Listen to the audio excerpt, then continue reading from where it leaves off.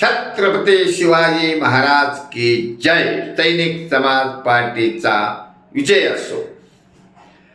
सैनिक समाज पार्टीचं ध्येय फक्त सत्ता, एक सत्ता हे ध्येय आहे.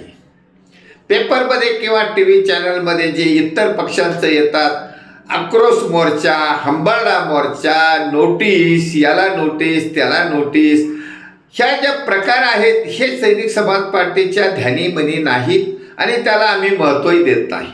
कारण सैनिक समाज पार्टीचं आंदोलन हे बौद्धिक आंदोलन, ऑनलाईन बौद्धिक आंदोलन आम समाजातील स्वाभिमानी नागरिकांनी उचलून धरलं आहे.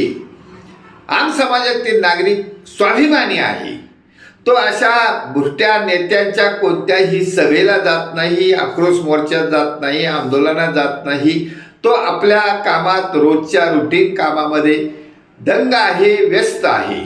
त्याला वेळही मिळत नाही.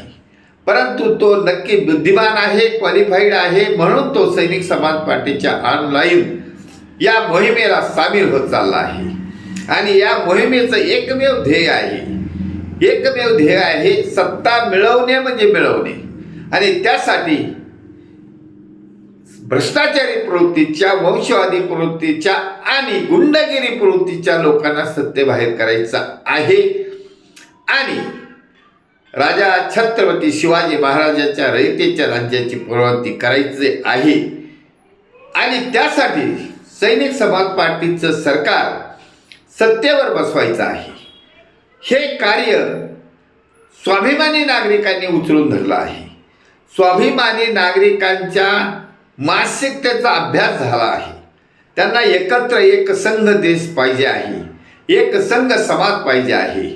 हा दंगादुंगीचा समाज नको आहे. ह्या डाव्या विचारसरणी आणि उजवी विचारसरणी यांनी समाजाचा सत्यानाश केला आहे. समाजामध्ये भांडणं लावली आहेत, समाजामध्ये वितुष्ट निर्माण केला आहे. त्यामुळे आता भारतीय समाज हा एकवटला आहे.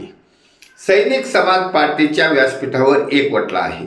आणि सैनिक समाज पार्टीच्या व्यासपीठावरूनच सैनिक समाज पार्टीचं ध्येय सत्ता एक सत्ता हे साध्य करण्यासाठी आम समाजातील नागरिक एकत्र आला आहे. सैनिक समाज पार्टीच्या आयडिओलॉजीला जोडत चालला आहे. म्हणून या स्वाभिमानी नागरिकांचे धन्यवाद.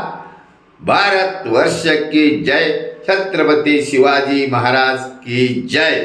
सैनिक समाज पार्टीचा विजय असो.